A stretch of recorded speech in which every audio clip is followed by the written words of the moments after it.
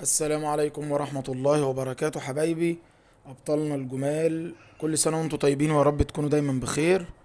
إن شاء الله النهاردة الفيديو ده بسيط جدا، في أقل من 3 دقايق إن شاء الله هنعرف إزاي آه، نحفظ جدول الضرب، أو إزاي نقدر نجيب نتيجة حاصل ضرب عددين في بعض، بس بشرط يكون العددين من أول 6 لغاية 10.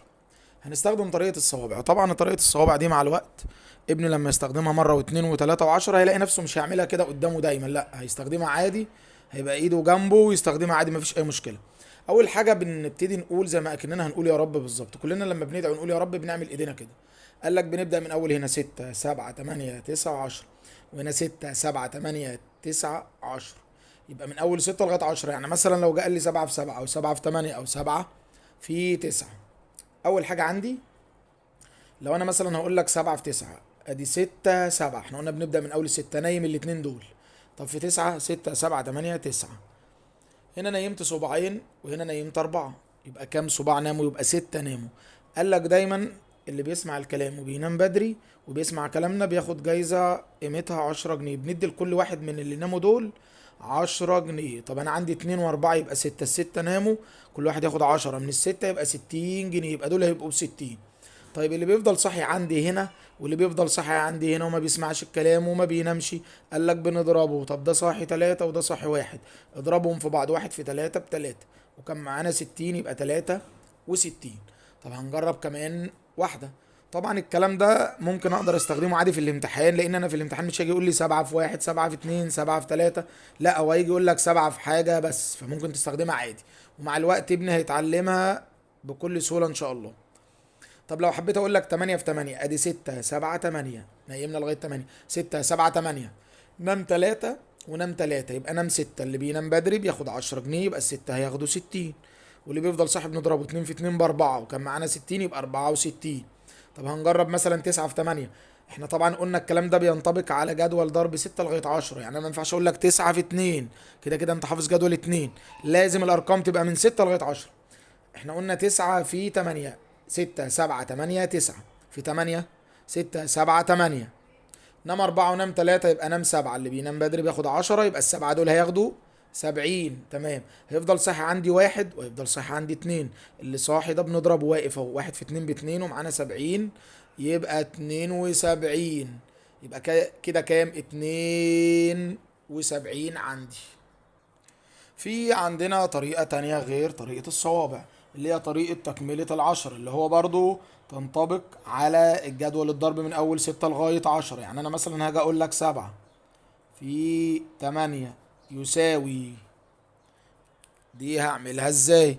قال لك يا بطل بتكمل ال7 على 10 يبقى 3. السبعة فاضل لها كام عشان تبقى 10؟ 8 9 10 3. طب التمانية فاضل لها كام بعد ال8 9 10؟ فاضل لها 2. نكمل دي ال10 ونكمل دي. قال لك الاتنين دول اللي انا بطلعهم فوق الرقمين دول بضربهم في بعض، اللي يطلع فوق يتضرب. 2 في 3 ب6 وانزله عند الآحاد. وبعد كده قال لك اعمل مقص، وصل ده بده ووصل ده بده، اعمل مقص. الرقمين اللي انت وصلتهم ببعض اطرحهم. يعني قول 7 ناقص 2 يدينا 5، 8 ناقص 3 يدينا 5. اطرح اي اتنين متوصلين ببعض، الناتج هيكون هو هو.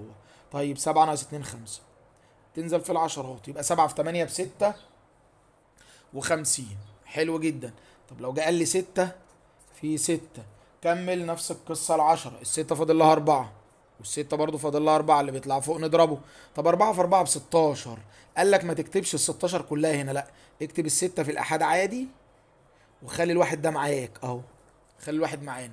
واعمل مقص واطرح الاتنين اللي متوصلين ببعضهم. 6 ناقص 4 2، كان معانا 1 يبقى 3، يبقى 6 في 6 ب36. طب لو قلت لك 9 في 7، والله نفس القصة بتاعتي، نفس القصة ايه بتاعتي. 9 كملها 10 يبقى 1، 7 كملها 10 يبقى دي 3، اللي بيطلع فوق نضربه. 1 في 3 ب3 ونزل في الآحاد على طول. اعمل مقصك اللذيذ، مقصك الجميل. الرقمين اللي وصلتهم ببعض اطرحهم. 9 ناقص 3 يدينا 6 في العشرات، او 7 ناقص 1 برضو يدينا 6، يبقى 9 في 7 او 7 في 9 يدينا كام؟ 63. كده يبقى خدنا طريقتين جمال همت لجدول الضرب اللي هو من اول 6 لغايه 10. في ناس هتقول يا جماعه الحفظ احنا ما اختلفناش، ابني لو حافظ يبقى كويس ما شاء الله. الطرق دي بتنمي ذكاء الطفل عندي او ابني، بتنمي الذكاء ده، حساب ذهني بيقدر يشغل مخه معاه. مش لازم كل حاجه زي زمان حفظ حفظ. هو مش هيجي لي في الامتحان يقول له 2 في 5 2 في 6 2 في 7 وكمل، لا هو ممكن يجي يقول له 8 في 9. فما فيش مشكلة عندي طريقة الصوابع او الطريقة ديت. انما طبعا قلنا لو ابن حافظ دي حاجة ممتازة جدا، ويقدر يستخدم دي حاجة ذهنية ليه تاني.